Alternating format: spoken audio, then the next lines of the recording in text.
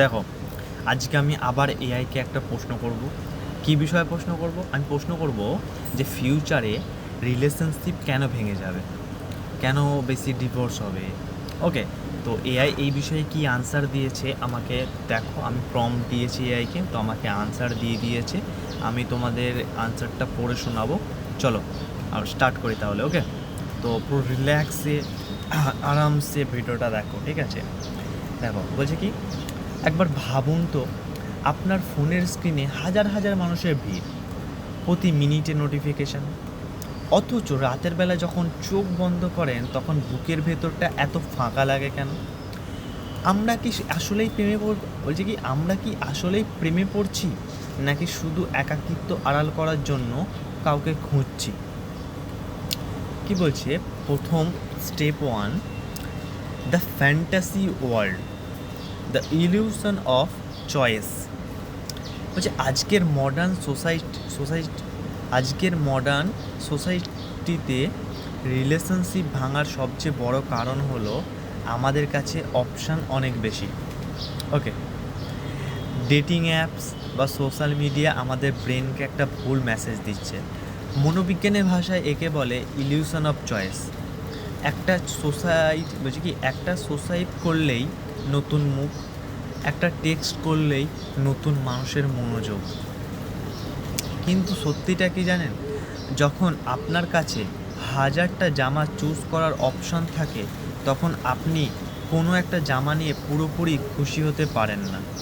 রিলেশনশিপেও ঠিক এটাই হচ্ছে। একটু ঝামেলা হলেই ব্রেন বলে বাদ দাও, ডেটিং অ্যাপে তো অন্য কেউ ওয়েট করছে। আমরা মানুষকে আর মানুষ ভাবছি না, অনলাইন প্রোডাক্ট ভাবছি। বুঝলেন মানে কি বলছে? প্রথম হচ্ছে কি, মানুষের কাছে এখন চয়েস বেশি হয়ে গেছে, যে মানুষ জানে যে এ ছেড়ে গেলেও কোনো অসুবিধা নেই, নেক্সট কেউ আছে, পেয়ে যাবো। ডেটিং অ্যাপে গেলে আমি কাউকে না কাউকে পাবো, ঠিক আছে? কি হাজারটা জামা থাকলে কখনো তুমি একটা জামা নিয়ে খুশি থাকবে না, তো ওটাই হবে। মানে কি, ওটাই হচ্ছে অ্যাকচুয়ালি, ফিউচারে গিয়ে ওটাই বেশি বেশি করে হবে। মানুষের কাছে এত চয়েস হয়ে যাচ্ছে, কাউকে হোয়াটসঅ্যাপে এসএমএস করলে একটা নতুন মানুষের সঙ্গে যোগাযোগ হয়ে যাবে। ওকে, মানে খুব ইজি এখন প্রসেসটা। তারপর বলছে স্টেপ টু, ডোপামিন আর একাকিত্বের ফাঁদ। কি বলছে, গভীর সাইকোলজি বলে আমাদের জেনারেশন ভালোবাসার প্রেমে পড়েনি, আমরা পড়েছি ডোপামিনের প্রেমে। ফোনে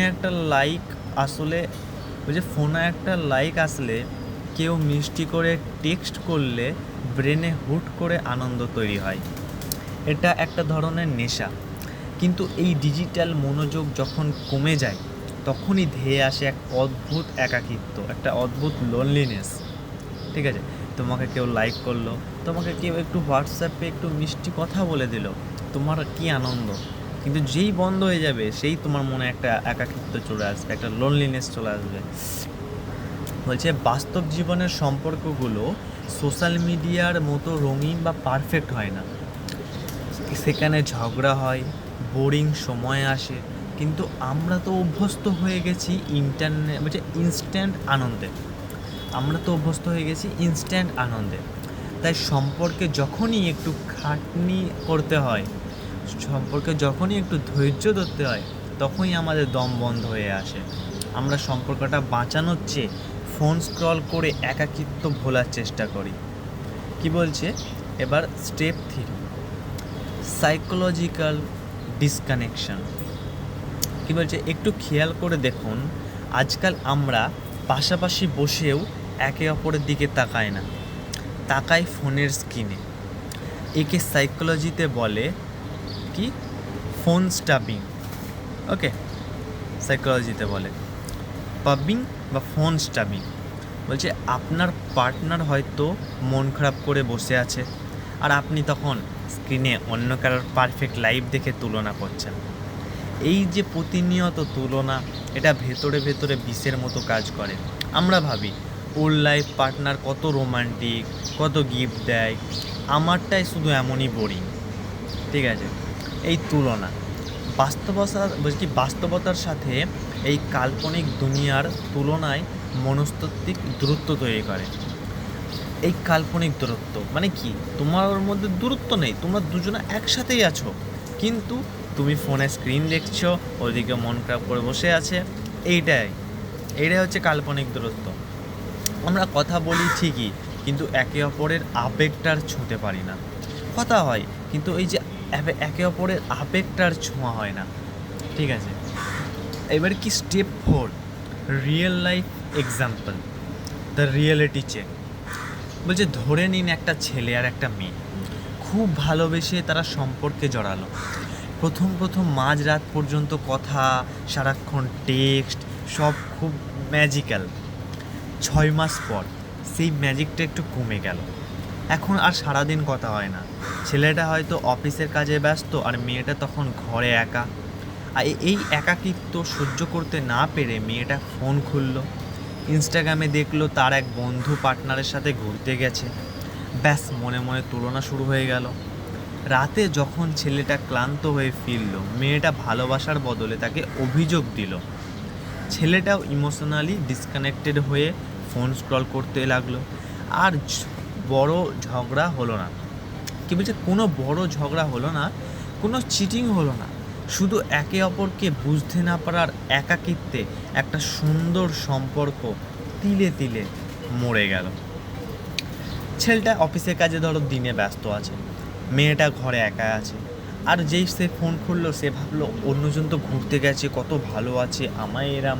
এবার ছেলেটা যখন বাড়ি ফিরে আসলো তখন আনন্দে থাকবে, তখন একটুখানি ভালোবাসার যে কথা বলবে, তখন মেয়েটা সেটা বললো না, মেয়েটা অভিযোগ জানালো যে তুমি তো আমাকে টাইম দাও না, তুমি এই করো সেই করো।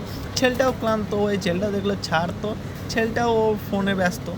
এইভাবেই কি একটা সুন্দর সম্পর্ক তিলে তিলে মরে গেল। এইভাবেই মরে যায়, এইভাবেই শুরু হয় দূরত্বটা, এভাবেই শুরু হয়। এবার কি বলছে, এটা বাস্তব, ওকে? তো এগুলো বুঝতে হবে। কি বলছে এবার, উপলব্ধি, ভবিষ্যতে সম্পর্ক ভাঙার কারণ কোনো থার্ড পারসন হবে না। এটা খুব ডিপলি ভালো করে বোঝো। বলছে ভবিষ্যতে সম্পর্ক ভাঙার কারণ, এটা আমিও ভাবতে পারিনি, ঠিক আছে, যে এরকম বলবে। ভবিষ্যতে সম্পর্ক ভাঙার কারণ কোনো থার্ড পারসন হবে না, কারণ হবে আমাদের নিজেদের ভেতরে শূন্যতা। আমরা একাকিত্ব দূর করার জন্য পার্টনার খুঁজি, কিন্তু সত্যিটা হলো যে মানুষ নিজে একা থাকতে পারে না, সে অন্য কাউকেও সত্যিকারের ভালোবাসতে পারে না। সে শুধু অন্যের মনোযোগ দিয়ে নিজের ভেতরের ফাঁকা জায়গাটা ভরাট করতে চায়। এবার চলো, সম্পর্ক তো বাঁচাতে হবে ভাই, তো সলিউশন তো বের করতে হবে। তো চলো আমরা সলিউশন দেখবো এবার, ওকে? কি বলছে, বাস্তব সমাধান। তাহলে এর থেকে বাঁচার উপায় কি? সাইকোলজি 3টি সহজ পথের কথা বলে। কি? Digital detox partnership. কি সেটা আবার কি? দেখো, দিনে অন্তত 1 ঘন্টা এমন রাখুন যখন আপনারা দুজনেই ফোন সম্পূর্ণ দূরে রাখবেন। একে অপরের চোখের দিকে তাকিয়ে কথা বলুন, গল্প করুন, ওকে? এবার কি বলছে, 2, তুলনা করা বন্ধ করুন। সোশ্যাল মিডিয়ার 10 সেকেন্ডের রিল বা রিয়েলিটি কখনো এক নয়। ওই যে 10 সেকেন্ডের আমরা একটা রিল দেখলাম আর অ্যাকচুয়াল রিয়েলিটি কখনো এক নয়, ঠিক আছে? এটা বুঝতে হবে। একটা পারফেক্ট ছবির পেছনে হাজারটা অপূর্ণতা থাকে। নিজের বাস্তবের সম্পর্ককে অনলাইনের মিথ্যে দুনিয়ার সাথে মেলাবেন না। আপনার যে বাস্তব সম্পর্কটা সেটা আর অনলাইনের যে মিথ্যে দুনিয়া, এটা সম্পূর্ণ আলাদা, এটার সঙ্গে মেলাবেন না। এবার কি বলছে, একাকিত্বকে মেনে নিন, ওকে? যদি একাকিত্ব ফিল হয়, যদি একাকিত্বে আপনি থাকেন, তবে একাকিত্বকে মেনে নিন। কি বলছে, একা থাকা আর একাকিত্ব দুটো আলাদা জিনিস। একা থাকা আর একাকিত্ব দুটো আলাদা জিনিস। নিজের সাথে সময় কাটান, নিজের স্কিল বাড়ান, নিজেকে ভালোবাসুন। আপনি যখন ভেতর থেকে শান্ত থাকবেন, তখন আপনার সম্পর্কও মজবুত হবে। মানে কি, তুমি নিজের সাথে থাকতে পারবে। মানে কি, একাকিত্ব মানে কি, যে তুমি নিজের সেলফ ইমপ্রুভমেন্ট করবে, তুমি নিজের কাজে মত থাকবে, নিজেকে ইমপ্রুভ করবে, নিজের ভালোবাসার জিনিসগুলো করবে, নিজেকে আরও স্ট্রং করবে, এইরকমভাবে একাকিত্ব। ঠিক আছে, এবার কি বলছে একটা কনসলিউশন, বলছে সম্পর্ক টিকিয়ে রাখা কোনো ম্যাজিক নয়, এটা একটা চয়েস, প্রতিদিনের চয়েস। টেক্সটের রিপ্লাই না পেলে রেগে যাওয়া সহজ, কিন্তু পার্টনারের নীরবতাটা বুঝতে পারা কঠিন। আগামী দিনে রিলেশনশিপ টিকিয়ে রাখতে চাইলে ফোনটা পকেটে রাখুন আর সামনের মানুষটার হাতটা শক্ত করে ধরুন, কারণ স্ক্রিনের ওপরে থাকা হাজারটা লাইকও রাতের বেলার একাকিত্ব কমাতে পারে না, কিন্তু পাশে থাকা একটা খাঁটি মানুষ আপনার পুরো পৃথিবী বদলে দিতে পারে। তো ভাই, যখন দুজনে একসাথে থাকবে তো ফোন বন্ধ করে কি একটু টাইম স্পেন্ড করবে, আবেগটাকে ছোঁয়ার চেষ্টা করবে দুজনের কথার মধ্যে দিয়ে। তো এইটাই ফিউচারে আমরা দেখলাম, এআই আমাকে বললো যে কিভাবে ফিউচারে রিলেশনশিপ ভেঙে যাবে, মানে ভেঙে যেতে পারে, কিভাবে আমরা তার সলিউশন বের করতে পারি। তো ভালো আনসার দিয়েছে, তো আমরা এগুলোকে নিজেদের লাইফেও ইমপ্রুভ করার চেষ্টা করব। তো কোন পার্টটা তোমার ভালো লেগেছে, আর তোমার যদি কিছু কোয়েশ্চেন থাকে বা কিছু ডাউট থাকে সেটা কমেন্টে করো, কমেন্ট বক্সটা কেন করা হয়েছে তো তুমি কমেন্টে জানাও। তুমি কোথা থেকে ভিডিওটা দেখছো, তোমার নাম সেটাও কমেন্টে জানাও। আর ভিডিওটা যদি ভালো লেগে থাকে তো একটা থামস আপ দিয়ে দাও। আর নেক্সট এভাবে ভিডিও আসতে থাকবে, দেখতে থাকবে, এই জন্য চ্যানেলটা সাবস্ক্রাইব করে নাও। চ্যানেলটা সাবস্ক্রাইব করতে কি জাস্ট একটা ক্লিক, ব্যাস। চলো আবার দেখা হবে পরের ভিডিওতে, বাই।